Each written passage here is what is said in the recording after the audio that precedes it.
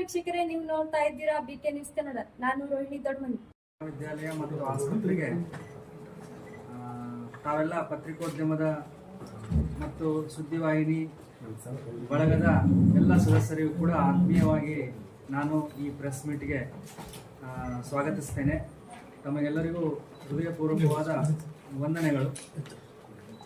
ಕಳೆದ 1933ರಲ್ಲಿ ಪ್ರಾರಂಭವಾದ 55ರಲ್ಲಿ ಪ್ರಾರಂಭವಾದ ಈ ಸಂಸ್ಥೆಯು BLD ಸಂಸ್ಥೆಯ ತೆಕ್ಕೆಗೆ ಬಂದ ಮೇಲೆ ಸಾಕಷ್ಟು ಅಭಿವೃದ್ಧಿ ಪಥದ ಹತ್ರ ಸಾಗ್ತಾ ಇದೆ. ಹೊಸದಾಗಿ ನವೀನವಾಗಿ ಕಳೆದ ಜುಲೈ 27ರಂದು ಹೈಟೆಕ್ ಪಂಚಕರ್ಮ ಆಯುರ್ವೇದ ಆಸ್ಪತ್ರೆಯನ್ನು ಪ್ರಾರಂಭ ಮಾಡಲಾಗಿದ್ದು, ಆ ಹೆಚ್ಚಿನ ಸೌಲಭ್ಯಗಳ ಕುರಿತು ವಿಜಯಪುರದ ಹಾಗೂ ಸುತ್ತಮುತ್ತಲಿನ ಜನತೆಗೆ ಈ ಹೊಸ ಆಸ್ಪತ್ರೆಯ ಸೌಲಭ್ಯಗಳ ಕುರಿತು ಮಾಹಿತಿ ದೊರಕುವಂತೆ ಮಾಡಲು ತಮ್ಮೆಲ್ಲರ ಸಹಕಾರ ಅತ್ಯಗತ್ಯವಾಗಿದ್ದು, ಆ ಸೌಲಭ್ಯಗಳ ಕುರಿತು ನಾವು ಹೆಚ್ಚಿನ ವಿಸ್ತೃತ ವರದಿಯನ್ನು ತಿಳಿಸುವ ಸಲುವಾಗಿ ಈ ಪ್ರೆಸ್ ಮೀಟನ್ನು ಕರೆದ ಉದ್ದೇಶವಾಗಿದೆ. ನನ್ನ ಜೊತೆ ಆಸ್ಪತ್ರೆಯ ಆಡಳಿತಾಧಿಕಾರಿಗಳು ಹಾಗೂ ಪ್ರಖ್ಯಾತ ಆಯುರ್ವೇದ ವೈದ್ಯರು ಆದ ಡಾಕ್ಟರ್ ಸಂಜಯ್ ಕಡ್ಲಿಮಟ್ಟಿಯವರು ಜೊತೆಗಿದ್ದಾರೆ. ಅವರು ಆಸ್ಪತ್ರೆಯ ನವೀನ ಮಾದರಿ ಆಸ್ಪತ್ರೆಯಾಗಿ ರೂಪುಗೊಂಡ ಬಗ್ಗೆ ತಮಗೆಲ್ಲ ಇಂದಿನ ದಿವಸ ವಿವರಿಸಲಿದ್ದಾರೆ. ನಾನು ಡಾಕ್ಟರ್ ಅಶೋಕ್ ಪಾಟೀಲ್, KLE ವಿಶ್ವವಿದ್ಯಾನಿಲಯದಲ್ಲಿ ಪ್ರೊಫೆಸರ್ ಆಗಿ ಕೆಲಸ ಮಾಡಿ ಕಳೆದ ಜೂನ್ 2ರಂದು ಪ್ರಾಂಶುಪಾಲರಾಗಿ ಇಲ್ಲಿ ಕಾರ್ಯನಿರ್ವಹಿಸ್ತಾ ಇದ್ದೇನೆ. ಕಾಲೇಜಿನ ಬಗ್ಗೆ ಡಾಕ್ಟರ್ ಸಂಜಯ್ ಕಡ್ಲಿಮಟ್ಟಿಯವರು ಮಾತನಾಡಿದ ನಂತರದಲ್ಲಿ ಕಾಲೇಜಿನ ಬಗ್ಗೆ ಕಿರುಪರಿಚಯವನ್ನು ತಮಗೆ ಮಾಡಲಿದ್ದೇನೆ. ಈಗ ಡಾಕ್ಟರ್ ಸಂಜಯ್ ಕಡ್ಲಿಮಟ್ಟಿ ಅವರಿಗೆ ಹೈಟೆಕ್ ಆಯುರ್ವೇದ ಆಸ್ಪತ್ರೆ ಇದು ನಡೆದು ಬಂದ ದಾರಿ ಹಾಗೂ ಪ್ರಸಕ್ತ ಸೌಲಭ್ಯಗಳ ಬಗ್ಗೆ ವಿಸ್ತೃತವಾದ ವರದಿಯನ್ನು ಕೊಡಬೇಕಂತ ಅವರ ಹತ್ರ ಕೇಳ್ಕೊಳ್ತಾ ಇದ್ದೀನಿ. ಎಲ್ಲ ಪತ್ರಕರ್ತ ಬಾಂಧವರಿಗೆ ನಮಸ್ಕಾರಗಳು. ಕೆಲವೊಂದು ಫೆಮಿಲಿಯರ್ ಫೇಸಸ್ ಇದ್ದಾವೆ, ಯಾಕಂದರೆ ತಾವು ಕಳೆದ 2018ರಲ್ಲಿ ನಮ್ಮ ಆಯುರ್ವೇದ ಆಸ್ಪತ್ರೆಗೆ ಸುಮಾರು 6 ದೇಶಗಳಿಂದ, ಅಂದರೆ ಅಮೆರಿಕ, ರಷ್ಯಾ, ಯುಕ್ರೇನ್, ಪೆರು ದೇಶದಿಂದ ರೋಗಿಗಳು ಆಯುರ್ವೇದ ಒಂದು ಚಿಕಿತ್ಸೆಯನ್ನು ಅರಿಸಿ ಇಲ್ಲಿಗೆ 2018ರಲ್ಲಿ ಬಂದಿದ್ದರು. ಆವಾಗೂ ಕೂಡ ನಾವು ಮತ್ತು ನಮ್ಮ BLD ಸಂಸ್ಥೆಯ ಮಾನ್ಯ ಪ್ರಧಾನ ಕಾರ್ಯದರ್ಶಿಗಳಾದ ಸುನಿಲ್ ಗೌಡ ಪಾಟೀಲ್ ಸರು ಒಂದು ಪತ್ರಿಕಾ ವರದಿ ಸುದ್ದಿಗೋಷ್ಠಿಯನ್ನು ಮಾಡಿದ್ವಿ. ಈಗ ಮತ್ತೆ ಒಟ್ಟು 4 ವಿದೇಶಿ ಪ್ರಜೆಗಳು ನಮ್ಮ ಈ ಆಯುರ್ವೇದ ಮಹಾವಿದ್ಯಾಲಯಕ್ಕೆ BLD ಆಯುರ್ವೇದ ಆಸ್ಪತ್ರೆಗೆ ಪಂಚಕರ್ಮ ಚಿಕಿತ್ಸೆಗಾಗಿ ಕಳೆದ 4 ವಾರಗಳಿಂದ ಇಲ್ಲಿ ಬಂದಿರುತ್ತಾರೆ. ಅದರಲ್ಲಿ ವಿಶೇಷವಾಗಿ 2 ಪ್ರಜೆಗಳು ಸೌತ್ ಅಮೆರಿಕಾ ದೇಶದ ಪೆರು ದೇಶದಿಂದ ಬಂದಿದ್ದಾರೆ. ಆಮೇಲೆ ಇನ್ನಿಬ್ಬರು ಅಮೆರಿಕದ ಟೆಕ್ಸಸ್ ಪ್ರಜೆಗಳಾಗಿದ್ದು ಅವರು NRI ಅನಿವಾಸಿ ಭಾರತೀಯರಾಗಿದ್ದಾರೆ. 4 ಜನ ಕಳೆದ ಒಂದು 4 ವಾರಗಳಿಂದ ನಮ್ಮ BLD ಆಯುರ್ವೇದ ಆಸ್ಪತ್ರೆಯಲ್ಲಿ ಒಂದು ಶಾಸ್ತ್ರೀಯ ಪಂಚಕರ್ಮ ಚಿಕಿತ್ಸೆಯನ್ನು ಪಡೆಯುತ್ತಿದ್ದಾರೆ. ಅದರಲ್ಲಿಯೂ ಈ ಪೆರು ದೇಶದ ಒಬ್ಬ ಪ್ರಜೆ ಬೋರಿಸ್ ವೆರಾ ಅಂತ ಹೇಳಿ, ಕಳೆದ ಬಾರಿ ಬಂದಾಗ ನೀವು ಅವ್ರದ್ದು ಒಂದು ವಿಸ್ತೃತವಾದ ವರದಿಯನ್ನು ಕೂಡ ನಿಮ್ಮ ಮೀಡಿಯಾದಲ್ಲಿ ಪಬ್ಲಿಷ್ ಮಾಡಿದ್ರಿ. ಅವರಿಗೆ ಒಂದು ವಿಶೇಷವಾದ ಕಾಯಿಲೆ ಅಂದರೆ ಏವ್ಯಾಸ್ಕ್ಯುಲರ್ ನೆಕ್ರೋಸಿಸ್ ಅಂತ, ಈ ಸೊಂಟದಲ್ಲಿರ್ತಕ್ಕಂಥ ಚಪ್ಪೆ ಎಲುಬು ಅಂತ ಏನು ಹೇಳ್ತೀವಿ, ಅದಕ್ಕೆ ರಕ್ತಹೀನತೆಯಿಂದ ಅದು ಸ್ವಲ್ಪ ಒಣಕೊಂತ ಹೋಗ್ತದೆ. ಅದಕ್ಕೆ ಈವನ್ ಅಮೆರಿಕ ಆಗಲಿ ಸೌತ್ ಅಮೆರಿಕಾದಾಗಲಿ ಹಿಪ್ ರಿಪ್ಲೇಸ್ಮೆಂಟ್ ಅಂತ ಜಾಯಿಂಟ್ ರಿಪ್ಲೇಸ್ಮೆಂಟೇ ಮಾಡ್ತಾರೆ. ಅದಕ್ಕೆ ಸುಮಾರು ಒಂದು 10 ಲಕ್ಷಗಳ ಖರ್ಚಿದೆ. ಅದಕ್ಕೆ ಅವರು ಇಂಡಿಯನ್ ಎಂಬಸಿ, ಭಾರತೀಯ ದೂತಾವಾಸ ಪೆರುದಲ್ಲಿ ನನಗೆ ಆಪರೇಷನ್ ಬೇಡ, ಇದಕ್ಕೇನಾದರೂ ಒಂದು ಆಲ್ಟರ್ನೇಟಿವ್ ಒಂದು ಚಿಕಿತ್ಸೆ ಇದ್ದರೆ ಅದ್ರ ಬಗ್ಗೆ ತಿಳ್ಕೊಬೇಕು ಅಂತ ಹೋದಾಗ ಆಯುರ್ವೇದ ಬಗ್ಗೆ ತಿಳ್ಕೊಂಡು ಅಲ್ಲಿ ನಾನು ಒಂದು 2-3 ದೇಶಕ್ಕೆ ಆಯುರ್ವೇದ ಕಲಿಸ್ಲಿಕ್ಕೆ ಹೋಗಬೇಕಾದ್ರೆ ಅಲ್ಲಿಯ ದೂತಾವಾಸದಲ್ಲಿ ನನ್ನ ರೆಫರೆನ್ಸ್ ಕೊಟ್ಟರು ಅವ್ರಿಗೆ. ಇಲ್ಲಿ ಇವರು ಬಿಜಾಪುರದಲ್ಲಿ ಡಾಕ್ಟರ್ ಸಂಜಯ್ ಕಡ್ಲಿಮಟ್ಟಿ ಇದ್ದಾರೆ, ಅವರು PhD ಜಾಮನಗರದಿಂದ ಮಾಡಿದ್ದಾರೆ ಅಂತ ಹೇಳಿ. ಅವಾಗ 2018ರಲ್ಲಿ ಪ್ರಥಮ ಬಾರಿಗೆ ಅವಾಗ ನೀವು ಕೆಲವೊಂದಿಷ್ಟು ಮೀಡಿಯಾದವರು ನೀವೆಲ್ಲ ಬಂದಿದ್ದೀರಿ, ನೋಡಿದಿರಿ. ಅವನ್ನ ಆ್ಯಕ್ಚುಲಿ ಬಗಲು ಬಡಿ ಕಳ್ಸಿ ಹಿಡ್ಕೊಂಡು ಇಡತ್ತಿದ್ದ. ಈಗ ಮೊನ್ನೆ ಸಲ ಬಂದಾಗ ಉಪ್ಲಿ ಬರು ಹತ್ತಿದ್ದಾನೆ, ಕ್ರಚ್ ಬಿಟ್ಟೆ ಉಪ್ಲಿ ಬರು ಹತ್ತಿದ್ದಾನೆ. ಆಪರೇಷನ್ ಇಲ್ಲದೇ ನಮ್ಮ ಪಂಚಕರ್ಮದಲ್ಲಿ ಅವರು ನಿಮ್ಮ ಹತ್ರ ಮಾತಾಡೋಕ್ಕೆ ಖುಷಿಯಾಗಿ ಹೇಳ್ತಿದ್ದಾನೆ. ನಾನು ಭಾರತೀಯ ದೂತಾವಾಸ ಪೆರು ದೇಶಕ್ಕೆ ಭಾಳ ಧನ್ಯವಾದನ ಹೇಳ್ತೇನೆ. ಯಾಕಂದರೆ ವಿತೌಟ್ ಆಪ್ರೇಷನ್ ನನ್ನ ಒಂದು ಜೀವನ ಬದಲಿಸಿದ ಪಂಚಕರ್ಮ ಅಂತ ಹೇಳಿ. ಅವ್ರ ತಾಯಿಯೂ ಕೂಡ 78 ವರ್ಷ, ಗ್ಲಾಡಿಯಾ ವೆರಾ ಅಂಥೇಳಿ. ಅವರಿಗೆ ವಯಸ್ಸಹಜವಾದ ಸ್ವಲ್ಪ ನಿದ್ರಾಹೀನತೆ, ಮರುವು ಅಥವಾ ಜಾಯಿಂಟ್ ಪೇನ್ಗಳೆಲ್ಲ ಇದ್ದು ಅವರು 2ನೇ ಸಲ ಬಂದಿದ್ದು 2018 ಅವರು 2021 ಬರಬೇಕಾಗಿತ್ತು. ಆದರೆ ಕೋವಿಡ್ ಇರೋದ್ರಿಂದ ಅವರಿಗೆ ಸ್ವಲ್ಪ ವೀಸಾ ಪ್ರಾಬ್ಲಮ್ ಆಗಿತ್ತು. ಆದ್ದರಿಂದ 2nd ವೇವ್ 3rd ವೇವ್ ಅಂತ ಹೇಳಿ ಈಗ ಮತ್ತೆ ಈ ಸರ್ತಿ ಬಂದು 1 ವಾರ ಆಯಿತು. ಈಗ ನಾಳೆ ಬುಧವಾರ ಅವರು ತಮ್ಮ ದೇಶಕ್ಕೆ ಖುಷಿಯಿಂದ ವಾಪಸ್ ಹೋಗ್ತಾ ಇದ್ದಾರೆ. ಅದರೊಂದಿಗೆ ಅವ್ರ ತಾಯಿಗೂ ಕೂಡ ವಯಸ್ಸಹಜವಾದ ಸ್ವಲ್ಪ ನಿದ್ರಾಹೀನತೆ ಅಥವಾ ಸ್ವಲ್ಪ ಮರಿಗುಳಿತನ ಹಾಗೂ 78 ವಯಸ್ಸು ಅಂದಮೇಲೆ ಸ್ವಲ್ಪ ಜಾಯಿಂಟ್ ಪೇನ್ ಎಲ್ಲ ಇರ್ತದೆ. ಅವರು ಖುಷಿಯಿಂದ ಈ ಸಲ ಪಂಚಕರ್ಮ ಮಾಡಿಸ್ಕೊಂಡು 1 ತಿಂಗಳ ನಮ್ಮ ಆಸ್ಪತ್ರೆಯ ಒಂದು ಸೇವೆಯಿಂದ ಭಾಳ ಖುಷಿಯಾಗಿ ಒಂದು ಒಳ್ಳೆಯ ಒಂದು ಮತ್ತೆ ನಾವು ನಮ್ಮ ಆಯುರ್ವೇದ ಆಸ್ಪತ್ರೆ BLD ಆಯುರ್ವೇದ ಆಸ್ಪತ್ರೆಯಲ್ಲಿ ಅತ್ಯಂತ ಬಡವರಿಗೂ ಕೂಡ ನಿಲ್ತಕ್ಕಂಥ ಪಂಚಕರ್ಮ ಚಿಕಿತ್ಸೆಯನ್ನು ನಾವು ದೊರಕ್ತಾ ಇದ್ದೀವಿ. ಜನಸಾಮಾನ್ಯರಲ್ಲಿ ಒಂದು ಏನು ತಪ್ಪು ತಿಳುವಳಿಕೆ ಅಂದರೆ ಪಂಚಕರ್ಮ ಅಂದ ತಕ್ಷಣ ಅದು ಭಾಳ ಲೇಟ್ ಆಗುತ್ತೆ, ತುಂಬ ಕಾಸ್ಟ್ಲಿ ಇದೆ, ಅದು ಓನ್ಲಿ ಸಾವುಕಾರ ತೊಗೊಳ್ಳೋದು, ಸ್ಪಾ ಥರ ಅಂತ ತಿಳ್ಕೊಂಡಿರ್ತಾರೆ. ಅದು ಆ ಥರ ಅಲ್ಲ. ಆಯುರ್ವೇದದ ನೀವು ಎಷ್ಟು ಜಲ್ದಿ ಬರ್ತೀರಿ, ನಾವೊಂದು ರಿಕ್ವೆಸ್ಟ್ ಮಾಡೋದು ನಿಮ್ಮ ಮೂಲಕ, ನಮ್ಮ ಈ ಮೀಡಿಯಾ ಮತ್ತು ಸಹೋದರರ ಮೂಲಕ ಹೇಳೋದೇನೆಂದರೆ, ಆಯುರ್ವೇದ ಸ್ಲೋ ಅಲ್ಲ. ಆಯುರ್ವೇದಕ್ಕಾಗಿ ನಿಮ್ಮ ಅಪ್ರೋಚ್ ಸ್ಲೋ ಇರ್ತದೆ. ಎಷ್ಟೋ ಸಲ ಪೇಷಂಟ್ ಏನು ಮಾಡ್ಬಿಡ್ತಾರೆ, ಎಲ್ಲ ಹಾಸ್ಪಿಟ್ಲ್ ಹೋದ್ಮೇಲೆ ಇಷ್ಟು ಫೈಲ್ ತೊಗೊಂಡು ನಮ್ಮ ಕಡೆ ಒಂದು ಯಾವಾಗ ಕಮ್ಮಿ ಮಾಡ್ತೀರಿ ಅಂತ ಕೇಳ್ತಾರೆ. ನೀವು ಮೊದಲೇ ನಮ್ಮ ಕಡೆ ಬಂದ್ರಪ್ಪ ಅಂದ್ರೆ, ಈಗ ಒಂದು ಸಿಂಪಲ್ ನಮ್ಮದು ಕಾಮನ್ ಸೆನ್ಸ್ ಏನಪ್ಪ ಅಂದ್ರೆ, ಯಾವುದೇ ಒಂದು ರೋಗ ಆಗಲಿ ಮರ ಆಗಲಿ ಚಿಕ್ಕದಿದ್ದಾಗಿನ ತೆಗೆದ್ರೆ ಜಲ್ದಿ ಹೋಗ್ಬಿಡ್ತದೆ. ಅದು ಭಾಳ ಬೇರೂರಿದ ಮೇಲೆ ಅದಕ್ಕೆ ನಾವು ಚಿಕಿತ್ಸೆ ಮಾಡೋದು ಭಾಳ ಕಷ್ಟ ಆಗ್ಬಿಡ್ತದೆ. ಅದಕ್ಕೆ ನಾವು ಎಂಥದೊಂದು ರೋಗ ಇದ್ದಾಗ ಜಲ್ದಿ ನಮ್ಮ ಹತ್ರ ಬಂದು ಪಂಚಕರ್ಮ ಮಾಡಿಸ್ಕೊಂಡ್ರೆ ಅತ್ಯಂತ ಸರಳವಾಗಿ ಅದನ್ನು ಯಾವುದೇ ಕಾಂಪ್ಲಿಕೇಶನ್ ಇಲ್ಲದೆ ಶಾರ್ಟ್ ಟರ್ಮಲ್ಲೇ ತೆಗಿಬೋದು. ಈಗ ನಾವು ಅಲೋಪತಿಯಲ್ಲಿ ಸೈಡ್ ಎಫೆಕ್ಟ್ ಅಂತ ಹೇಳ್ತಾ ಇಲ್ಲ, ಯಾಕಂದರೆ ಎಲ್ಲ ವಿಜ್ಞಾನಗಳು ಕೂಡ ಈಗ ನಾವು ಎಲ್ಲ ದೇಶದವರು ಕೂಡ ಇಂಟಿಗ್ರೇಟೆಡ್ ಸೈನ್ಸ್ ಅಂತ ಡೆವಲಪ್ ಆಗ್ತಾಯಿದೆ. ಇವನ್ ಅಮೆರಿಕದಲ್ಲೂ ಕೂಡ ದೊಡ್ಡ ಹಾಸ್ಪಿಟಲಲ್ಲಿ ಆಯುರ್ವೇದವನ್ನು ಕೊಡ್ತಾ ಇದ್ದಾರೆ. ನಮ್ಮಲ್ಲಿನೂ ಆಯುರ್ವೇದ ಹಾಸ್ಪಿಟಲಲ್ಲಿ ಅಲೋಪತಿ ಚಿಕಿತ್ಸೆಯನ್ನು ಕೊಡ್ತಾ ಇದ್ದಾರೆ, ನ್ಯಾಚುರೋಪತಿ ಕೊಡ್ತಾ ಇದ್ದಾರೆ, ಹೋಮಿಯೋಪತಿ ಕೊಡ್ತಾ ಇದ್ದಾರೆ. ಯಾಕಂದರೆ ಒಬ್ಬ ರೋಗಿಗೆ ಯಾವುದು ಸೂಕ್ತವೋ ಅದು ಒಂದೇ ಸೂರ್ಯಡೆ ಸಿಗಬೇಕು. ಆ ರೋಗಿ ಆ ಕಡೆ ಅಡ್ಡಿಡಬಾರ್ದು. ಯಾಕಂದ್ರೆ ಅವ್ರಿಗೆ ಪಾಪ ಗೊತ್ತಿರಂಗಿಲ್ಲ ಯಾವ ಸೈನ್ಸ್ ಚಲೋ ಅಂತೇಳಿ. ಅದಕ್ಕೊಂದು ಇಂಟಿಗ್ರೇಟೆಡ್ ಅಪ್ರೋಚ್ ನಾವು ಮಾಡಿದೆವಪ್ಪ ಅಂದ್ರೆ, ಯಾವ ರೋಗಿಗೆ ಯಾವ ಶಾಸ್ತ್ರ ಸೂಕ್ತ ಅದನ್ನೇ ನಾವು ಸರಿಯಾಗಿ ಕೊಟ್ಟರಪ್ಪ ಅಂದ್ರೆ ಆರೋಗ್ಯವನ್ನು ಕಾಪಾಡ್ಕೋಬೋದು. ಮತ್ತು ನಮ್ಮ ಆಯುರ್ವೇದ ಚಿಕಿತ್ಸೆಯಲ್ಲಿ ಎಲ್ಲ ಪ್ರಾಕೃತಿಕ ನೈಸರ್ಗಿಕವಾದಂಥ ಔಷಧಿಗಳನ್ನ ಯೂಸ್ ಮಾಡೋದ್ರಿಂದ ಆದಷ್ಟು ಅವರಿಗೆ ಒಂದು ಯಾವುದೇ ದುಷ್ಪರಿಣಾಮ ಇಲ್ಲದೆ ತಮ್ಮ ಆರೋಗ್ಯವನ್ನು ಕಾಪಾಡ್ಕೊಂಡು ಹೋಗ್ತಾರೆ. ಅಭಿಮನ್ಯು ಅಂತ ಹೇಳಿ ಹ್ಞೂ ರೀ, ಸ್ಕ್ಯಾನ್ ಮಾಡ್ತಾರೆ. ಸ್ಕ್ಯಾನು ಮಾಡೋದಿಲ್ಲ. ಈಗ ಹೊಸದು ನಾವು ಆಧುನಿಕ ಪದ್ಧತಿ ತೊಗೊಂಡು ಸ್ಕ್ಯಾನ್ ಮಾಡ್ತೀವಿ.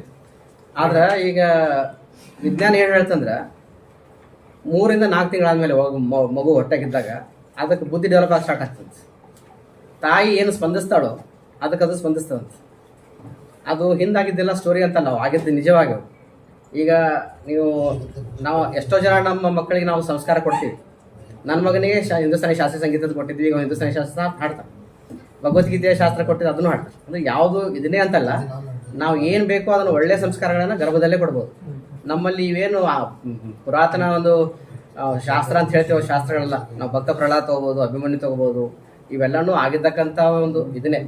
ಈಗ ನೀವು ನ್ಯಾಷನಲ್ ಜಿಯೋಗ್ರಫಿಕ್ ಆಗಲಿ, ಡಿಸ್ಕವರಿ ಆಗಲಿ, ಆ ಚಾನಲ್ಸ್ ನೋಡಿದಾಗ ಈವನ್ ವಿಜ್ಞಾನಿಗಳು, ಯುರೋಪ್ ದೇಶದ ವಿಜ್ಞಾನಿಗಳು, ಜರ್ಮನಿ ದೇಶದ ವಿಜ್ಞಾನಿಗಳು, ಅಮೆರಿಕ ವಿಶ್ವವಿದ್ಯಾನಿಗಳು ಮಕ್ಕಳು ಗರ್ಭದಲ್ಲಿಯೇ ತಾಯಿಯೊಂದಿಗೆ ಸ್ಪಂದಿಸ್ತವೆ. ತಾಯಿಯ ಒಂದು ಮನಸ್ಸಿನ ಒಂದು ಇದಕ್ಕೆ ಅವು ಯಾವಾಗಲೂ ಸ್ಪಂದಿಸಿ ಸುಖ ದುಃಖಕ್ಕೆ ಅವು ಸ್ಪಂದಿಸ್ತಾವ ಅಂಥೇಳಿ. ಅದಕ್ಕೆ ನಮ್ಮ ಶಾಸ್ತ್ರದಲ್ಲಿ ಈ ಸೀಮಂತ ಸಂಸ್ಕಾರ, ಗರ್ಭಿಣಿಯರಿಗೆ ಹರ್ಟ್ ಮಾಡಬಾರ್ದು, ಅವರಿಗೆ ದುಃಖ ಕೊಡಬಾರ್ದು, ಖುಷಿಯಿಂದ ಇರಬೇಕು ಅಂತ ಮಗುನು ಒಳಗಡೆ ತಾನು ಆರೋಗ್ಯವಂತಾಗಿ ಬೆಳೀತದೆ ಅಂತ ಹೇಳಿ ಒಳ್ಳೆಯ ಆಹಾರ, ಒಳ್ಳೆಯ ವಿಹಾರ, ಯೋಗ ಇವೆಲ್ಲ ಕೊಡ್ತಿದ್ರು. ಸ್ಕ್ಯಾನಿಂಗ್ ಸೆಂಟರ್ ಅದಲ್ಲ ನಮ್ಮಲ್ಲಿ ಈಗ ಸ್ಟಾರ್ಟ್ ಮಾಡ್ತಾರೆ. BLD ಕಳಿಸ್ತೀನಿ, ಅಲ್ಲೇ ಏನಿದ್ರು ಆ ಕಡೆ ಹಾಸ್ಪಿಟ್ಲಿಗೆ. 140 ಸರ್, 140 ಬೆಡ್. IPD ಇರ್ತಾವೆ ಸರ್. ಯಾಕಂದ್ರೆ ನಮ್ಮಲ್ಲಿ ಏನಾಗ್ತದೆ ವಿಶೇಷವಾಗಿ ಪಂಚಕರ್ಮ ಮಾಡ್ಸ್ಕೊಂಡ್ಮೇಲೆ ಮತ್ತೆ ನೆಕ್ಸ್ಟ್ ದಿನ ಬರೋದ್ರಿಂದ ಎಲ್ಲರೂ ಮಾಡ್ಕೊಂಡು ಚೆನ್ನಾಗಿದೆ ಸರ್. ಈಗ ಕಳೆದ ಒಂದು 3-4 ವರ್ಷ ಕಂಪೇರ್ ಮಾಡಿದಾಗ ಈಗ ನಮ್ಮಲ್ಲಿ 2-3 ತಿಂಗಳಿಂದ ಮೊದಲೇ ಹೇಳಿ ಪಾಳಿ ಹಚ್ಚಿ ಬರ್ಬೇಕಾಗ್ತದೆ ಪಂಚಕರ್ಮ. ಫೀಸ್ ಭಾಳ ಕಮ್ಮಿ ಅದ ಸರ್. ಈಗ ಒಂದು ರೇಟ್ ಚಾರ್ಟ ನಿಮ್ಗೆ ಕೊಡ್ತೀವಂತ. ಈಗ ನಾವು 1 ವಾರ ಟ್ರೀಟ್ಮೆಂಟಿಗೆ ಭಾಳ ಅಂದ್ರೆ ಒಂದು ಎಲ್ಲ ಕಡೆ ಒಂದು 5-6 ಸಾವಿರ ರೂಪಾಯಿ ಆದ್ರೆ ನಮ್ಮಲ್ಲಿ 2-3 ಸಾವಿರ ರೂಪಾಯಿ ಮುಗಿದು ಅರ್ಧ ರೇಟಲ್ಲಿ. ಪ್ರಾಬ್ಲಮ್ ಅದ ಇಲ್ಲ, ಎಷ್ಟೋ ಜನ ಮೀಡಿಯಾದವ್ರು ನಮ್ಮ ಹತ್ರ ಬಂದವ್ರು ಇದಾರೆ, ಗೊತ್ತದ. ತಾವೆಲ್ಲರೂ ಪಂಚಕರ್ಮದ ಫೆಸಿಲಿಟಿ ತೊಗೊಂಡಿದ್ರಿ. ಆಮೇಲೆ ಅದು ಸರ್, ಈಗ ಹೆಚ್ಚು ಸಕ್ಕರೆ ಕಾಯಿಲೆ ಮತ್ತು ಹೃದಯ ಸಂಬಂಧಿ ಕಾಯಿಲೆಗಳಿಗೆ ಪ್ರವೃತ್ತರು ಸಂಖ್ಯೆ ಹೆಚ್ಚಾಗ್ತದೆ. ಅದು ಸಂಪಟ ಆಯುರ್ವೇದ ಇದಾವೆ ಸರ್. ನಾವು ಎಷ್ಟೋ ಜನದ್ದು ಶುಗರ್ ಒಂದು ಔಷಧಿಗಳನ್ನು ಕಡಿಮೆ ಮಾಡಿ ಕೇವಲ ನಮ್ಮ ಒಂದು ಜೀವನ ಶೈಲಿ ಬದಲಾವಣೆ ಮತ್ತು ಆಹಾರ ಪದ್ಧತಿ. ಆಯುರ್ವೇದದ ಆಧಾರ 3 ಸ್ತಂಭಗಳು. ಈಗ ನೋಡ್ರಿ, ನೀವೆಲ್ಲರೂ ಏನು ಕ್ಯಾಮ್ರಾ ಇಟ್ರಿ ಅದಕ್ಕೆ ಎಷ್ಟು ಕಾಲ ಅದ ನೋಡ್ರಿ, 3 ಅದಾವ. ಹಂಗೆ ನಮ್ಮ ಜೀವನಕ್ಕೂ ಟ್ರೈಪಾಡ್ ಅಂತ ಕರಿತೀವಿ. ನಮ್ಮ ಜೀವನಕ್ಕೂ ಆಯುರ್ವೇದದಲ್ಲಿ ಹಳೆ 10,000 ವರ್ಷದಿಂದ ತ್ರಯೋಪಸ್ತಂಭ ಅಂತ ಕರೆದ. ತ್ರಯೋಪಸ್ತಂಭ ಅಂದ್ರೆ 3 ಆಧಾರ ಸ್ತಂಭಗಳು: ಆಹಾರ, ನಿದ್ರೆ, ಬ್ರಹ್ಮಚರ್ಯ. ಒಳ್ಳೆ ಆಹಾರ, ಒಳ್ಳೆ ರೆಸ್ಟ್ ಬೇಕು. ಆಮೇಲೆ ಬ್ರಹ್ಮಚರ್ಯ ಅಂದ್ರೆ ಲಗ್ನ ಮಾಡ್ಕೊಳ್ಳೋದಲ್ಲ, ಲಗ್ನ ಮಾಡ್ಕೊಳ್ಳೋದಿರೋದಲ್ಲ. ಹಂಗಿದ್ರೆ ಮತ್ತೆ ಜೀವನ ನಡೆಯಂಗಿಲ್ಲ, ಎಲ್ಲರೂ ಜಗತ್ತು ನಡೆಯಂಗಿಲ್ಲ. ಒಳ್ಳೆ ಒಂದು ಜೀವನ ಶೈಲಿಗೆ ಬ್ರಹ್ಮಚರ್ಯ ಅಂತ.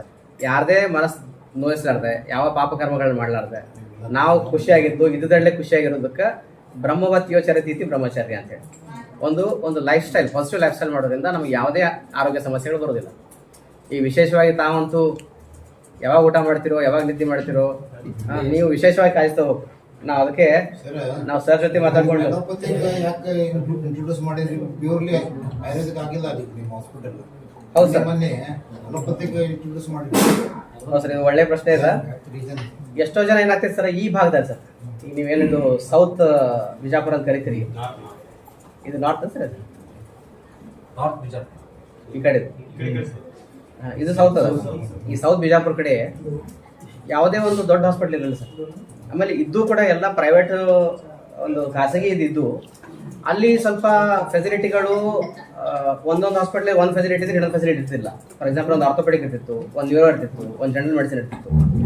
ಬಟ್ ನಮ್ಮಿಬ್ಬರು ಅಧ್ಯಕ್ಷರು ಮತ್ತು ಕಾರ್ಯದರ್ಶಿಗಳು ಏನು ವಿಚಾರ ಮಾಡಿದ್ರು ಅಂದ್ರೆ, ಈ ಭಾಗದಲ್ಲಿ ಯಾವುದೇ ದೊಡ್ಡ ಹಾಸ್ಪಿಟ್ಲ್ ಇಲ್ಲ. ಆ ಕಡೆ BLD ಮೆಡಿಕಲ್ ಹೋಗಿದ್ದಾರೆ. ಅದರೊಂದಿಗೆ ಈಗ ನಮ್ಮ ಪ್ರಾಂಶುಪಾಲರು ಹೇಳಿದ ಹಾಗೆ ಸನ್ಮಾನ್ಯ ಅಧ್ಯಕ್ಷರು BLD ಸಂಸ್ಥೆ MB ಪಾಟೀಲ್ ಸರು ಹಾಗೂ ಕಾರ್ಯದರ್ಶಿಗಳು ಸುನೀಲ್ ಗೌಡ ಪಾಟೀಲ್ ಸರ್ ಅವರ ಒಂದು ನಮ್ಮ ಸಹಕಾರ ಮತ್ತು ದೂರದೃಷ್ಟಿಯಿಂದ ಕಳೆದ ಜುಲೈ 27 ಅಂದರೆ ದಿವಂಗತ ಶ್ರೀ BM ಪಾಟೀಲ್ ಅವರ ಜನ್ಮದಿನದಂದು ಹೈಟೆಕ್ ಆಯುರ್ವೇದ ಆಸ್ಪತ್ರೆ ಮತ್ತು ನಗರ ಆರೋಗ್ಯ ಕೇಂದ್ರವನ್ನು ಉದ್ಘಾಟಿಸಲಾಯಿತು. ಆವಾಗಿನಿಂದ ನಮ್ಮಲ್ಲಿ ಒಂದು ಶಾಸ್ತ್ರೋಕ್ತ ಮತ್ತು ಹೈಟೆಕ್ ಆಯುರ್ವೇದ ಪಂಚಕರ್ಮ, ಅದರ ಜೊತೆಗೆ ಆಯುರ್ವೇದದ ಎಲ್ಲ ತರಹದ ಚಿಕಿತ್ಸೆಗಳು. ಒಂದು ಹೇಳ್ಬೋದು, ಎಲ್ಲ ವೈದ್ಯಕೀಯ ಶಾಸ್ತ್ರಗಳು ಪರಿಪೂರ್ಣ ಅಂತೂ ಅಲ್ಲ. ಕೆಲವೊಮ್ಮೆ ನಮಗೆ ಎಮರ್ಜೆನ್ಸಿ ಬೇಕಾದಾಗ ನಾವು ಅಲೋಪತಿ ಕಡೆ ಹೋಗಬೇಕಾಗ್ತದೆ, ಸರ್ಜರಿ ಇದೆಲ್ಲ ಬೇಕಾದಾಗ. ಇನ್ನಷ್ಟು ಕೆಲವೊಂದು ನಾವು ನಮ್ಮ ಒಂದು ಜೀವನ ಶೈಲಿಯ ವ್ಯಾಧಿಗಳಂತ ಹೇಳ್ತೇವೆ, ಲೈಫ್ ಸ್ಟೈಲ್ ಡಿಸಾರ್ಡರ್ಸ್. ಅದರಲ್ಲಿ ಕೂಡ ನಮ್ಮ ಆಯುರ್ವೇದ ಬಹಳ ಒಳ್ಳೆಯದಾಗಿ ಕೆಲಸ ಮಾಡ್ತದೆ. ಈ ಆಸ್ಪತ್ರೆಗೆ ರಾಜ್ಯದಲ್ಲೇ ಅಲ್ಲ, ನಮಗೆ ಚೆನ್ನೈಯಿಂದ, ಕೊಯಂಬತ್ತೂರಿಂದ, ಪಾಂಡಿಚೇರಿಯಿಂದ, ಬೇರೆ ಬೇರೆ ಮುಂಬೈ, ಪುಣೆಯಿಂದ, ದೇಶದ ವಿವಿಧ ಭಾಗಗಳಿಂದ ಮತ್ತು ವಿದೇಶದಿಂದಲೂ ರೋಗಿಗಳು ಬರ್ತಾರೆ. ಈ ಒಂದು ಹೈಟೆಕ್ ಪಂಚಕರ್ಮ ಜೊತೆಗೆ ನೀವು ಕೇಳಿರ್ಬೋದು, ಅಭಿಮನ್ಯುವಿನ ಒಂದು ಸ್ಟೋರಿ ಕೇಳಿರ್ಬೋದು. ಮಹಾಭಾರತದಲ್ಲಿ ಅವನಿಗೆ ಚಕ್ರವ್ಯೂಹ ಹೆಂಗೆ ಭೇದಿಸಬೇಕು ಅಂತ ಹೇಳಿ, ಅದು ನಮ್ಮ ಗರ್ಭ ಸಂಸ್ಕಾರ ಅಂತ ಹೇಳ್ತಾರೆ. ವಿಶೇಷವಾಗಿ ನಮ್ಮ ಈ ಕಡೆನ ಒಂದು ಜನ ಅದರ ಒಂದು ಉಪಯೋಗ ತಗೋಬೇಕಂತ ಹೇಳಿ ನಾವು ಕೋರ್ಕೋತೀವಿ. ಮಗು ಹೊಟ್ಟೆಲಿದ್ದಾಗಲೇ ಅದಕ್ಕೊಂದು ಸಂಸ್ಕಾರ ಕೊಟ್ಟು ಆರೋಗ್ಯವಂತ ಮಗು ಹುಡ್ತಕ್ಕಂಥದ್ದು ಒಂದು ಪ್ರಸೂತಿ ಡಿಪಾರ್ಟ್ಮೆಂಟಲ್ಲಿ. ಇನ್ನೊಂದು, ನಾವು ಚಶ್ಮಾ ಬರೋದು ನೋಡ್ತೀವಲ್ಲ, ಸಣ್ಣ ಸಣ್ಣ ಮಕ್ಕಳಿಗೆಲ್ಲ ಮೊಬೈಲು, TV ಸಿಕ್ಕಾಪಟ್ಟೆ ಯೂಸ್ ಮಾಡಿ ಚಶ್ಮಾ ಬರೋದಾಗಲಿ, ಕಣ್ಣಿನ ಒಂದು ಉರಿ ಆಗೋದಾಗಲಿ, ಅದಕ್ಕೆ ನಮ್ಮಲ್ಲಿ ಶಾಲಕ್ಯ ತಂತ್ರ ಅಂತ ಒಂದು ಡಿಪಾರ್ಟ್ಮೆಂಟ್ ಇದೆ. ಅದರಲ್ಲಿಯೂ ಕೂಡ ಎಷ್ಟೋ ಚಿಕಿತ್ಸೆಯಿಂದ ಎಷ್ಟೋ ಮಕ್ಕಳಿಗೆ ಒಂದು ಕಣ್ಣಿನ ತೊಂದರೆಗಳು ನಿವಾರಣೆ ಆಗಿವೆ. ವಿಶೇಷ ಆಯುರ್ವೇದ ಚಿಕಿತ್ಸೆ ಅದು ಸಾವಿರಾರು ವರ್ಷಗಳಿಂದ ಪುರಾತನವಾಗಿ ಮಾಡ್ತಕ್ಕಂಥ ಶಾಲಕ್ಯ ತಂತ್ರ ಅಂತೇಳಿ. ಶಾಲಕ್ಯ ಅಂದರೆ ನಮ್ಮದು ಈ ಕುತ್ತಿಗೆ ಮೇಲ್ಭಾಗದಲ್ಲಿರ್ತಕ್ಕಂಥ ಎಲ್ಲ ವ್ಯಾಧಿಗಳು, ಕಣ್ಣು, ಮೂಗು, ಗಂಟಲು, ಕಿವಿ, ಇದರ ವ್ಯಾಧಿಗಳಿಗೆ ಕೂಡ ಒಂದು ಒಳ್ಳೆಯ ಚಿಕಿತ್ಸೆ ಇದೆ. ಹಾಗೂ ಸುಶ್ರುತ ನಿಮಗೆ ಗೊತ್ತಿರಬೇಕು, ಆಚಾರ್ಯ ಸುಶ್ರುತ ಅಂತ ಹೆಸರು ಕೇಳಿದಿರಿ. ಪ್ರಥಮ ಶಸ್ತ್ರಚಿಕಿತ್ಸಕ, ಸರ್ಜರಿ. ಆವಾಗಿನ ಕಾಲ 1000 ವರ್ಷಗಳಿಂದ ಪ್ಲಾಸ್ಟಿಕ್ ಸರ್ಜನ್ ಮಾಡ್ತಕ್ಕಂಥ ಒಬ್ಬ ವೈದ್ಯ, ಆಯುರ್ವೇದ ವೈದ್ಯ. ಅವರೇ ಸಿದ್ಧಪಡಿಸ್ತಕ್ಕಂಥ ಒಂದು ವಿಜ್ಞಾನ ಅಂದರೆ ಶಲ್ಯತಂತ್ರ ಅಂತ, ಸರ್ಜರಿ. ನಮ್ಮ ಆಯುರ್ವೇದಿಕದ ಒಂದು ಸರ್ಜರಿ ಡಿಪಾರ್ಟ್ಮೆಂಟಲ್ಲಿಯೂ ಕೂಡ ಯಾವುದೇ ಒಂದು ಕಾಂಪ್ಲಿಕೇಶನ್ ಇಲ್ಲದೆ ಒಂದು ಸಣ್ಣ ಪುಟ್ಟ ಸರ್ಜರಿಗಳನ್ನ ವಿಶೇಷವಾಗಿ ಶಾಸ್ತ್ರೋಕ್ತವಾಗಿ ಮಾಡ್ತಾರೆ. ಅದರೊಂದಿಗೆ ಶಲ್ಯ ಶಾಲಕ್ಯ ಆದಮೇಲೆ ಪಂಚಕರ್ಮ ಚಿಕಿತ್ಸೆ, ಬಾಲ ಪಂಚಕರ್ಮ ಚಿಕಿತ್ಸೆ. ನಮ್ಮಲ್ಲಿ ಒಂದು APD, association of physically disabled ಅಂತ ಹೇಳಿ, ಅದು ಕೂಡ 1955ರಲ್ಲಿ ಸ್ಥಾಪಿತವಾದ ಒಂದು NGO, ನಾನ್ ಗೌರ್ಮೆಂಟ್ ಆರ್ಗನೈಸೇಷನ್.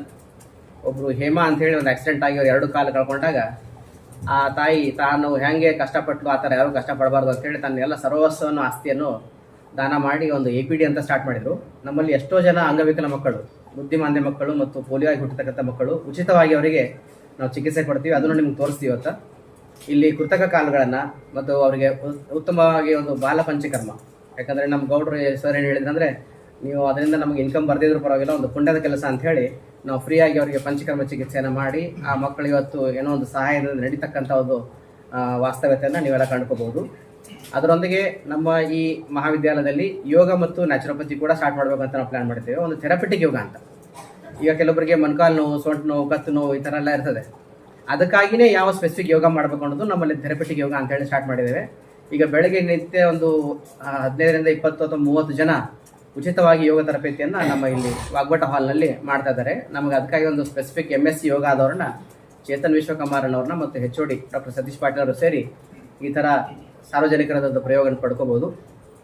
ಯೋಗದಿಂದ ನಾವು ಯಾವಾಗಲೂ ನಿವಾರಣೆ, ಒಂದು ಆರೋಗ್ಯವಂತ ಜೀವನವನ್ನು ಸಾಧಿಸಬೇಕಂತ ಹೇಳಿ ಅದನ್ನು ನಾವು ಮಾಡ್ತಾ ಇದ್ದೀವಿ. ಇದರೊಂದಿಗೆ ಈಗ ಬಂತಕ್ಕಂಥ ಇಬ್ಬರು ಟೆಕ್ಸಸ್ಸಿಂದ ಅಮೆರಿಕನ್ ಪ್ರಜೆಗಳು, ಅವರಿಗೆ ಒಬ್ಬರು ಒಂದು 56 ವರ್ಷದ ಒಬ್ಬರು ಮಹಿಳೆ, ಅವರಿಗೆ ಬಲದ ಸ್ತನದ ಕ್ಯಾನ್ಸರ್ ಆಗಿ ಆ ಸರ್ಜರಿಯನ್ನು ಸ್ವಲ್ಪ ಮಾಡಿ ಕಾಂಪ್ಲಿಕೇಶನ್ ಆಗಿ ಅವ್ರು ಕೀಮೋಥೆರಪಿ, ರೇಡಿಯೋಥೆರಪಿ ತೊಗೊಂಡ್ಮೇಲೆ ಹೋದ ಸರ್ತಿ ನೆನಪಿತ್ತು ಒಬ್ಬರು ಕ್ಯಾನ್ಸರ್ ಪೇಷಂಟ್ ಅಮೆರಿಕದ ಮೈದರು ಈ ಸಲ ಬಂದಿದ್ದಾರೆ. ಆ ಕಾಂಪ್ಲಿಕೇಶನಿಂದ ಒಂದು ಮುಕ್ತಿ ಹೊಂದಲಿಕ್ಕೆ ಪಂಚಕರ್ಮ ಚಿಕಿತ್ಸೆಗೆ ಬಂದಿದ್ದಾರೆ. ಆದ ಮೇಲೆ ಅವ್ರ ಮಗಳು ಕೂಡ ಬಂದಿದ್ದಾರೆ. ಅವ್ರಿಗೆ ಈಗ 23 ವರ್ಷ.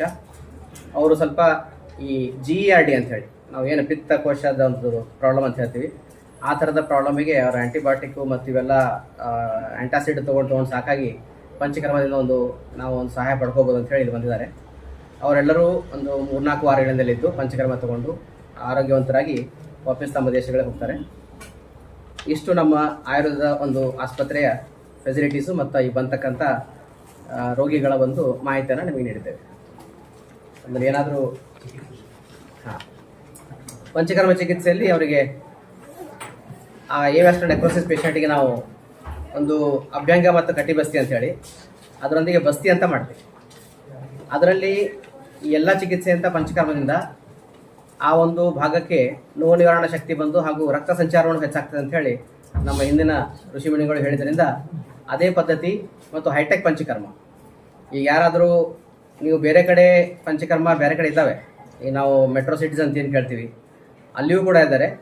ಆದರೆ ನಮ್ಮ ಸನ್ಮಾನ್ಯ ಅಧ್ಯಕ್ಷರ ಒಂದು MB ಪಾಟೀಲ್ ಸರ್ ಒಂದು ಸಹಯೋಗದಿಂದ ಅವ್ರು ಹೇಳಿದ್ರು, ಈ ಭಾಗದ ಜನಕ್ಕೆ ಅಷ್ಟು ಕಾಸ್ಟ್ಲಿ ಮಾಡಬೇಡ್ರಿ, ನಮ್ಮದು ಒಂದು ನಾನ್ ಪ್ರಾಫಿಟ್ ಆರ್ಗನೈಸೇಷನ್ ಇದೆ BLD ಸಂಸ್ಥೆ, ಅದಕ್ಕೆ ಯಾವುದೇ ಒಂದು ಪ್ರಾಫಿಟ್ ಇಲ್ದೇ ನೀವು ಎಷ್ಟು ಬರುತ್ತೋ ಅಷ್ಟಲ್ಲೇ ಒಂದು ಬಡವರಿಗೂ ನಿಲುಕುವಂಥ ಒಂದು ನೀವು ಪಂಚಕರ್ಮವನ್ನು ಕೊಡ್ರಿ ಅಂತ ಅವಾಗ ನಮಗೆ ಆದೇಶ ಕೊಟ್ಟಿದ್ದರು. 2017ರಲ್ಲಿ ನಾನು ಪ್ರಿನ್ಸಿಪಲ್ ಆಗಿ ಬಂದಾಗ.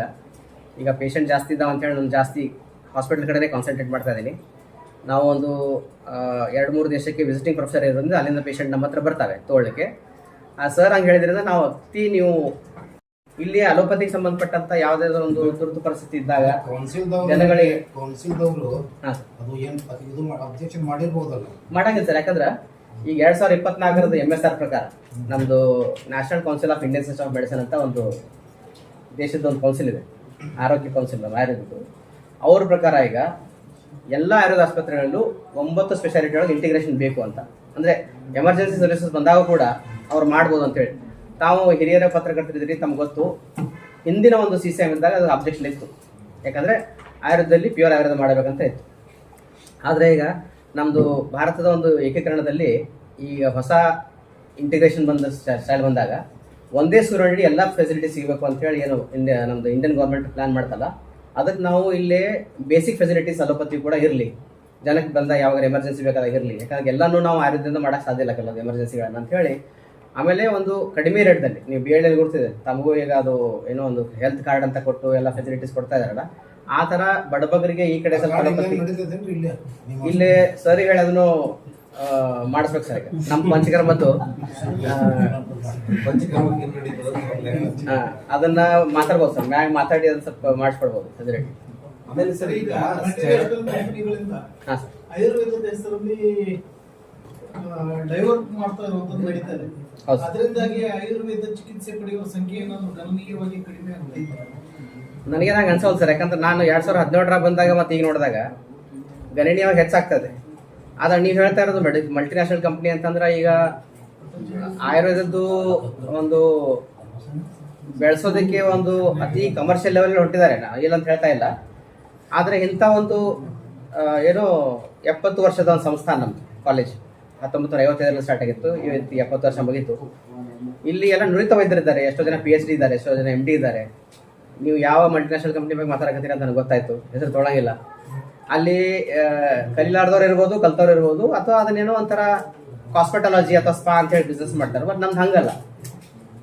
ಈ ಪೆರು ದೇಶದ ನಾಗರಿಕನ ಹೆಂಗೆ ಹೇಳಿದ ಅಂದ್ರೆ, ನಿಮ್ಮ ಯಾವುದೇ ತೈಲಗಳು ಅಭ್ಯಂಗ ಮಾಡ್ತಕ್ಕಂಥ ಒಂದು ಆಯಿಲ್ಗಳು ಅವು ಏನು ಚಲೋ ವಾಸನೆ ಬರಂಗಿಲ್ಲ ರೀ, ಕೆಟ್ಟ ವಾಸನೆ ಬರ್ತಾವ ಅಂತ. ನಮ್ದು ಸ್ಪಾ ಅಲ್ಲಪ್ಪ ಅಂತ ಹೇಳಿದಾನೆ. ನಮ್ಮ ಸ್ಪಾ ಅಂತಂದ್ರೆ ಅವರು ನಿಮಗೆ ಅಟ್ರಾಕ್ಟ್ ಮಾಡ್ಲಿಕ್ಕೆ ಆ ಥರ ಮಾಡ್ತಾರೆ. ನಮ್ದು ಶಾಸ್ತ್ರೋಕ್ತವಾಗಿ ಆಯುರ್ವೇದ ಗಿಡಮೂಲಿಕೆ ಹಾಕಿ ಮಾಡೋದ್ರಿಂದ ಅದ್ರದ್ದು ಅಷ್ಟು ಸ್ಮೆಲ್ ಇರ್ಲಿಕ್ಕಿಲ್ಲ, ಬಟ್ ಕ್ವಾಲಿಟಿ ಚೆನ್ನಾಗಿದೆ. ಅದಂದ ನಂಗೆ ನಡ್ಯಾಕೆ ಬರ್ತಿಲ್ಲ, ನಾವು ಹುಬ್ಳಿ ಊರು ಹಾಕಿ ಬಂದೆ ಅಂದ್ರೆ ಕ್ವಾಂಟಿಟಿ ಅಥವಾ ಅದ್ರದ್ದು ಪ್ರೆಸೆಂಟೇಷನ್ ಅಲ್ಲ. ಎಷ್ಟೋ ಜನ ಹೇಳ್ತಾರೆ ಸರ್ ನಿಮ್ದು ಇನ್ನೊಂದು ಸ್ವಲ್ಪ ಇಂಪ್ರೂವ್ಮೆಂಟ್ ಆಗ್ಬೇಕು ರೀ, ಹೈಜೀನ್ ಆಗಬೇಕು ಹಂಗಂತ ಮಾಡ್ತಾ ಇದ್ದೀವಿ. ಯಾಕಂದ್ರೆ ಯಾವುದೇ ಒಂದು ಏನು ಬೆಳವಣಿಗೆ ಆಗ್ಬೇಕಾದ್ರೆ ಓವರ್ ನೈಟ್ ಆಗೋದಿಲ್ಲ. ಬಟ್ ಗ್ರಾಜುವಲಿ ನೀವು ಲಾಸ್ಟ್ ಟೈಮ್ ಬಂದಾಗ ಈಗ ನೋಡಿದಾಗ ಕ್ಯಾಂಪಸ್ ನೋಡ್ತಾ ಇದ್ದೀರಿ, ಪಂಚಕರ್ಮ ಫೆಸಿಲಿಟಿ ನೋಡ್ತಾ ಇದ್ದೀರಿ, ಇನ್ನೂ ಮುಂದೆ ಮಾಡ್ಬೇಕಂತ ಭಾಳ ಇದೆ. ಆಮೇಲೆ ಇವರು ಈ ಪೇಷಂಟಿಂದ ಒಂದು ಫಾಲೋಅಪ್ ಇಂದ, ಯಾಕಂದ್ರೆ ಮುಖ ಪರಿಚಯ ಅಥವಾ ಮುಖದಿಂದ ಹೇಳೋದ್ರಿಂದ ಬೇರೆ ರೋಗಿಗಳು ಆ ದೇಶದಿಂದ ಬರೋದಕ್ಕೆ ರೆಡಿ ಆಗಿದ್ದಾರೆ. ಯಾಕಂದ್ರೆ ನನಗೆ ಡಾಕ್ಟರ್ ಆಯಾಮ್ ಗುಪ್ತಾ ಅಂತ MBS ಇಂದ ಪೆರು MBS ಇಂದ ಫೋನ್ ಮಾಡಿತ್ತು ನನಗೆ ಮೊನ್ನೆ. ಸರ್ ನಿಮ್ಮ ಹಾಸ್ಪಿಟಲಲ್ಲಿ ಚೊಳಗೆ ಫೀಡ್ಬ್ಯಾಕ್ ಬಂದಿದೆ ನಮ್ಮ ಪೇಷಂಟ್ದು, ನಮ್ಮ ದೇಶದಿಂದ ಇನ್ನೊಂದು ಪೇಷಂಟ್ ನಿಮ್ಮ ಕಡೆ ಬರ್ತಾರ, ಅವರಿಗೆ ನೀವು ಅಲ್ಲಿ ಸರಿಯಾಗಿ ಸುರಕ್ಷತೆ ಮತ್ತು ಇದೆಲ್ಲ ಇರಾಕ್ ಜಾಗ ಸರಿಯಾಗಿ ಕರೆಕ್ಟಾಗಿ ಮಾಡಿರಲ್ಲ ಅಂತ ಗೊತ್ತಾಗಿದೆ, ನಮಗೆ ಕಳಿಸ್ತೀವಿ ಅಂತ ಹೇಳಿದರು. ಸೊ ಆ ಥರ ಮಲ್ಟಿನ್ಯಾಷನಲ್ ಕಂಪ್ನಿಗಳದ್ದೇ ಬೇರೆ, ಶಾಸ್ತ್ರೋಕ್ತವಾಗಿ ನಮ್ದು ಇರ್ಬೋದು, SDM ಉಡುಪಿ ಇರ್ಬೋದು, ಹಾಸನ ಇರ್ಬೋದು, ಉಜಿರೆ ಇರ್ಬೋದು, ಅಥವಾ KLE ಬೆಳಗಾವಿ ಇರ್ಬೋದು, ಬಾಗಲಕೋಟೆಯಲ್ಲಿ BV ಸಂಘದ ಆಯುರ್ವೇದ ಹಾಸ್ಪಿಟಲ್, ಈ ಥರದಲ್ಲಿ ಎಲ್ಲ ಆ ಥರ ಆಗ್ಲಿಕ್ಕಿಲ್ಲ. ಯಾಕಂದರೆ ಶಾಸ್ತ್ರೋಕ್ತವಾಗಿ ಕಲ್ತವ್ರು ಇರ್ತಾರಲ್ಲ ಅವರು ಸರಿಯಾಗೇ ಮಾಡ್ತಾರೆ. ಈಗ ಸ್ಟೆರಾಯ್ಡ್ಲಿಂದಾಗಿ ಆಯುರ್ವೇದಿಕ್ ಸಿಕ್ಕಾಪಟ್ಟೆ ಹೊಡ್ತಿದ್ರು. ಹೌದು ಹೌದು. ಅಂಥವ್ರಿಗೆ ಸ್ಟೆರಾಯ್ಡ್ಲಿಂದಾಗಿ ನಡೀತಾನೆ ಇಲ್ಲ, ಆಯುರ್ವೇದಿಕ್ ನಾಟೋದೇ ಇಲ್ಲ ಅನ್ನುವಂಥ ಪರಿಸ್ಥಿತಿಗೆ ಬಂದಿದ್ದಾರೆ. ಹೌದು. ಅದಕ್ಕೆ ಸ್ಟೆರಾಯ್ಡ್ಗಳು ನೋಡ್ರಿ ಜೀವ ರಕ್ಷಕ ಔಷಧಿಗಳು. ಯಾವಾಗ ಕೊಡ್ಬೇಕು ಅವಾಗ ಅದನ್ನ ಕಲಿತ ವೈದ್ಯರೇ ಅಂದ್ರೆ ಅಲೋಪತಿ ವೈದ್ಯರೇ ಅದಕ್ಕೊಂದು ಪದ್ಧತಿ ಅದ. ಇಷ್ಟು ದಿವ್ಸ ಕೊಡಬೇಕು, ಆಮೇಲೆ ಅದು ಕಡಿಮೆ ಮಾಡ್ಕೊಂಡು ಬರ್ಬೇಕು, ಅದು ವೈಜ್ಞಾನಿಕವಾಗಿ ಕಡಿಮೆ ಮಾಡ್ಕೊಂಡು ಬರ್ಬೇಕು, ಆಮೇಲೆ ಸಣ್ಣ ಸ್ಟಾಪ್ ಮಾಡ್ಬೇಕಂತೇಳಿ. ಈಗ ನಾವು ಕೋವಿಡ್ದಲ್ಲಿ ನೋಡಿದೀವಿ, ಸ್ಟೆರಾಯ್ಡನ್ನು ಅತಿ ಯೂಸ್ ಮಾಡೋದ್ರಿಂದ ಬ್ಲ್ಯಾಕ್ ಫಂಗಸ್ ಅಂತ ಬಂತು. ಅದು ಆ ಥರ ನಾವು ಅದನ್ನು ಸ್ವಲ್ಪ ಲಾಜಿಕಲ್ ಆಗಿ ಒಂದು ಮಾನವೀಯತೆ ದೃಷ್ಟಿಯಿಂದ ಎಷ್ಟು ಕೊಡಬೇಕು ಅಷ್ಟೇ ಕೊಟ್ಟು ಯಾವಾಗ ಸ್ಟಾಪ್ ಮಾಡ್ಬೇಕು ಗ್ರಾಜುವಲಿ ಸ್ಟಾಪ್ ಮಾಡ್ಕೊಂಡು ಬರ್ಬೇಕು. ಬಂದ ಮೇಲೆ ನೀವು ಇನ್ನೊಂದು ಒಳ್ಳೆ ಪ್ರಶ್ನೆ ಕೇಳಿದ್ರಿ. ಈಗ ಎಷ್ಟೋ ಜನ ಗೌಟಿ ಔಷಧ ಕೊಡೋರು ಇರ್ತಾರೆ. ನಾನೇ ಚೆಕ್ ಮಾಡಿಸಿದ್ದೀನಿ ನಮ್ಮ ಲ್ಯಾಬಲ್ಲಿ. ಅವರು ಅದನ್ನು ಪುಡಿ ಮಾಡಿ ಔಷಧದಲ್ಲಿ ಹಾಕಿಬಿಟ್ಟಿರ್ತಾರೆ ಕೆಲವೊಂದ್ಸಲ, ಅದರಿಂದನೂ ಎಷ್ಟೋ ಜನಕ್ಕೆ ಪ್ರಾಬ್ಲಮ್ ಆಗ್ತದೆ. ಸೊ ಅಂಥ ನಕಲಿ ವೈದ್ಯರನ್ನು ಹಿಡಿಯಲಿಕ್ಕೆ ಸರ್ಕಾರದ ಲೆವೆಲಲ್ಲಿ ವರ್ಕ್ ಆಗ್ತಾ ಇದ್ದಾವೆ, ಇನ್ನೂ ಆಗಬೇಕು ಅಂಥವ್ರನ್ನ ಅಂತ ಹೇಳಿ ಕೆಲವೊಂದು ಕಡೆ ಬೋರ್ಡ್ ಹಾಕೊಂಡು ಸುಮ್ಮನೆ ಖಾಲಿ ಬೋರ್ಡ್ ಹಾಕೊಂಡು ಇಲ್ಲ, ಅವರುಗಳನ್ನ ಆದಷ್ಟು ಪ್ರಜೆಗಳು ಅದನ್ನು ತಮ್ಮ ಯುಕ್ತಿಯನ್ನು ಓಡಿಸಿ ಅಂಥವರಿಂದ ಸ್ವಲ್ಪ ದೂರ ಇರೋದು ಒಳ್ಳೇದಂತ ನಮ್ದು ಅನಿಸಿಕೆ. ಸಾಕಷ್ಟು ದಿನ ಬಡತನ ಮತ್ತು ಅಜ್ಞಾನದ ಕಾರಣದಿಂದಾಗಿ ಹಳ್ಳಿಗಳಲ್ಲಿ ಅಲ್ಲೇ ಯಾವುದೋ ಒಂದು ಸೊಪ್ಪು ಯಾವುದೋ ಒಂದು ಗಿಡದ್ದು ಬಳಿದು ಎಣ್ಣೆಗಳನ್ನ ಯೂಸ್ ಮಾಡಿಕೊಂಡು ಅದು ಸೈಡ್ ಎಫೆಕ್ಟ್ ಆದ್ಮೇಲೆ ಆಯುರ್ವೇದ ಬಗ್ಗೆ ಬೇರೆ ಅಭಿಪ್ರಾಯಗಳನ್ನು ಹೊಂದ್ತಾರೆ. ಹಳ್ಳಿಯಲ್ಲಿ ಜಾಗೃತಿ ಮೂಡಿಸೋದಕ್ಕೆ ತಮ್ಮ ಸಂಸ್ಥೆಯಿಂದ ಏನಂತ ಮಾಡ್ತಾರೆ. ಈಗ ನಾವು ಗ್ರಾಮೀಣ ಲೆವೆಲ್ಗಳಲ್ಲಿ ಪಂಚಕರ್ಮ ಅಥವಾ ಈ ನಮ್ಮ ಆಯುರ್ವೇದ ಕ್ಯಾಂಪ್ಗಳನ್ನು ಮಾಡ್ತಾ ಇದ್ದೀವಿ. ಮಾಡಿದಾಗ ಈಗ ಗ್ರಾಮೀಣ ಲೆವೆಲ್ ನಿಮ್ಗೆ ಗೊತ್ತಿರ್ಬೋದು, ಈಗ ನಮಗೆ ಈ ಕತ್ನಳ್ಳಿ ಮತ್ತು ಚಮಕೇರಿ ಮತ್ತು ಬಬ್ಲಾದಿ ಮತ್ತದೇನು ಶಿವಾಯ ಮುತ್ಯಾರದಲ್ಲ, ಅವ್ರು ಒಂದೆರಡು ರೋಗಿಗಳಿಗೆ ಭಾಳ ಆರಾಮಾದ್ಮೇಲೆ ಅವರು ಎಲ್ಲೆಲ್ಲೋ ಕ್ಯಾಂಪ್ ಮಾಡೋಕ್ಕೆ ನಮಗೆ ಸಹಾಯ ಮಾಡ್ತದೆ. ಅವ್ರಿಗೆ ನಾವೇನು ಹೇಳ್ತೀವಿ, ಮೂಲಭೂತವಾಗಿ ಆಯುರ್ವೇದ ಬಂದಿದ್ದು ಗ್ರಾಮೀಣ ಪ್ರದೇಶದಿಂದನೇ. ಮೂಲಭೂತವಾಗಿ ಸ್ಟಾರ್ಟ್ ಆಗಿದೆ ಕಾಡಿನಲ್ಲಿ ಅಥವಾ ನಮ್ಮ ಅಡುಗೆ ಮನೆಯಲ್ಲೇ ಆಯುರ್ವೇದ ಸ್ಟಾರ್ಟ್ ಆಗಿದೆ ಅಂತ ನಾವು ಹೇಳ್ತೀವಿ. ಅಲ್ಲಿ ಎಷ್ಟೋ ಜನಕ್ಕೆ ಒಂದು ಒಳ್ಳೆಯ ಅಭಿಪ್ರಾಯ ಇದೆ ಮತ್ತು ಅವ್ರಿಗೆ ಗೊತ್ತಿದೆ ಏನು ತೊಗೋಬೇಕಂತೇಳಿ. ಅಂಥವ್ರಿಗೆ ನಾವು ರೆಸ್ಪೆಕ್ಟ್ ಕೊಡ್ಬೇಕು. ಯಾಕಂದರೆ ಅವರು ಆ ಹಳ್ಳಿಯಲ್ಲಿ ಇದ್ಕೊಂಡು ಕೂಡ ಅದನ್ನು ಸ್ಟಡಿ ಮಾಡಿ ಇದು ಮಾಡಿರ್ತಾರೆ. ಈಗೀಗ ಸ್ವಲ್ಪ ಇತ್ತೀಚೆಗೆ ಯೂನಿವರ್ಸಿಟಿಲಿ ಸ್ಟಡಿ ಮಾಡಿದಾಗ ಅವರಿಗೆ ಯಾವುದನ್ನು ಎಷ್ಟು ಪ್ರಮಾಣದ ತೊಗೋಬೇಕು, ಯಾವುದನ್ನು ಸರಿಯಾಗಿ ತೊಗೋಬಾರ್ದು, ಅಥವಾ ಗರ್ಭಿಣಿಯರಿಗೆ ಒಂದೊಂದು ಸರ್ತಿ ನಾವು ಪಪ್ಪಾಯಿಗೆ ಕಾಯಿ ತಿನ್ನಿಸಬಾರ್ದು ಅಂತ ಹೇಳ್ತಿರ್ತೀವಿ. ಅಂಥವೆಲ್ಲನೂ ನಾವು ಅವೇರ್ನೆಸ್ ಕ್ರಿಯೇಟ್ ಮಾಡ್ತಕ್ಕಂಥ ಕಾರ್ಯಗಳನ್ನು ಮಾಡ್ತಾ ಇದ್ದೀವಿ.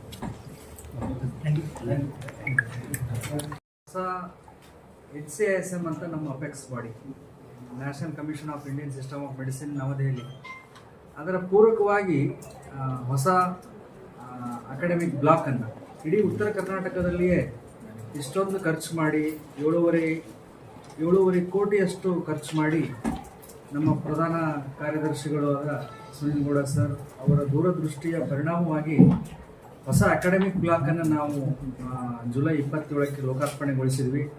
ಎಲ್ಲ ವಿಭಾಗಗಳು ಕೂಡ ಅಲ್ಲಿ ಸಮರ್ಪಕವಾಗಿ ಎಲ್ಲ ಸಲಕರಣೆಗಳನ್ನು, ಎಲ್ಲ ಕಲಿಸಬೇಕಾದಂಥ ಎಲ್ಲ ಸಲಕರಣೆಗಳನ್ನು ಅಪೆಕ್ಸ್ ಬಾಡಿ ನಾರ್ಮ್ಸ್ಗೆ ಪೂರಕವಾಗಿ ಸಲಕರಣೆಗಳನ್ನು ಹೊಂದಿ ಅಲ್ಲಿ ಪ್ರಾತ್ಯಕ್ಷಿಕೆಗಳನ್ನು ಕಲಿಸಲಾಗ್ತದೆ.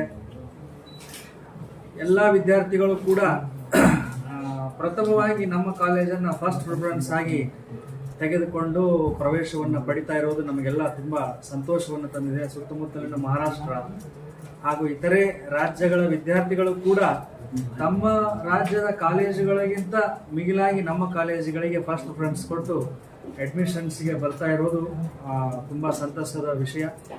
ಅದೇ ರೀತಿಯಾಗಿ ರಿಸಲ್ಟ್ಸ್ಗಳು ಕೂಡ 97% ರಿಸಲ್ಟ್ಸ್ಗಳು ನಮಗೆ ಲಭ್ಯ ಆಗ್ತಾ ಇದೆ. ಯೂನಿವರ್ಸಿಟಿಲಿ ಅನೇಕ ಕ್ರೀಡಾ ಮತ್ತು ಸಾಂಸ್ಕೃತಿಕ ಚಟುವಟಿಕೆಗಳಲ್ಲಿ ಕೂಡ ವಿದ್ಯಾರ್ಥಿಗಳು ಸಾಕಷ್ಟು ಪ್ರತಿಭೆಯನ್ನು ತೋರಿಸಿ ಅನೇಕ ವಿಧದ ಬಹುಮಾನಗಳನ್ನು ಕೂಡ ಗಳಿಸ್ತಾ ಇದ್ದಾರೆ. ನಮ್ಮ ಮುಂದಿನ ಉದ್ದೇಶ ನಮ್ಮ ಸೀಟ್ಗಳನ್ನು ಹೆಚ್ಚಳ ಮಾಡಿಕೊಳ್ಳೋದು. ಈಗ ನಾವು 100 ವಿದ್ಯಾರ್ಥಿಗಳಿಗೆ BAMS ಅಡ್ಮಿಷನ್ಸ್ಗಳನ್ನು ಕೊಡ್ತಾ ಇದ್ದೀವಿ. 22 ವಿದ್ಯಾರ್ಥಿಗಳಿಗೆ ಪ್ರತಿ ವರ್ಷ MDಯ ವಿವಿಧ ವಿಭಾಗಗಳಲ್ಲಿ ಅಡ್ಮಿಷನ್ಸ್ಗಳನ್ನು ಕೊಡ್ತಾ ಇದ್ದೀವಿ. ಅಪೆಕ್ಸ್ ಬಾಡಿ ನಾರ್ಮ್ಸ್ಗಳನ್ನು ಬೇಡಿಕೆಯ ಪೂರಕವಾಗಿ ಹೆಚ್ಚಿಸಿ ಅದಕ್ಕೆ ಸ್ಪಂದಿಸಿ ನಾವು 150 ಸೀಟ್ಗಳಷ್ಟು ಹೆಚ್ಚಳ ಮಾಡಬೇಕನ್ನೋದು ನಮ್ಮ ಮುಂದಿನ ಉದ್ದೇಶ. ಆ ಸಲುವಾಗಿ ನಾವೆಲ್ಲ ಕಾರ್ಯೋನ್ಮುಖವಾಗಿದ್ದೇವೆ. ಹೆಚ್ಚಿನ PhD ಪ್ರೋಗ್ರಾಮ್ಸ್ಗಳು ಕೂಡ ನಮ್ಮಲ್ಲಿ ನಡೀತಾ ಇರೋದ್ರಿಂದ PhDಗಳನ್ನು ಇತರ ವಿಭಾಗಗಳಿಗೂ ಕೂಡ ಹೆಚ್ಚಿನ PhD ವಿಭಾಗಗಳನ್ನು ಅಲ್ಲಿನೂ ಕೂಡ ವೃದ್ಧಿಸಿ PhD ಸಂಶೋಧನಾ ಕೇಂದ್ರಗಳನ್ನು ಕೂಡ ಹೆಚ್ಚೆಚ್ಚಾಗಿ ಸ್ಥಾಪಿಸಿ ಇನ್ನೂ ಹೆಚ್ಚು ಸಂಶೋಧನೆಗಳನ್ನು ನಾವು ಮಾಡುವಲ್ಲಿ ಕಾರ್ಯನಿರತವಾಗಿದ್ದೇವೆ ಅಂತ ತಿಳಿಸಿ ನನ್ನ ಮಾತುಗಳನ್ನು ಮುಗಿಸ್ತೇನೆ. ಈಗ ಎಲ್ಲರೂ ನಮ್ಮ ಕಡ್ಲಿಮಟ್ಟಿ ಸರ್ ಅವರು ಹೇಳಿದಂಗೆ ಮತ್ತಷ್ಟು ಸುದ್ದಿಗಳಿಗಾಗಿ ನೋಡ್ತಾ ಇರಿ BK ನ್ಯೂಸ್ ಕನ್ನಡ.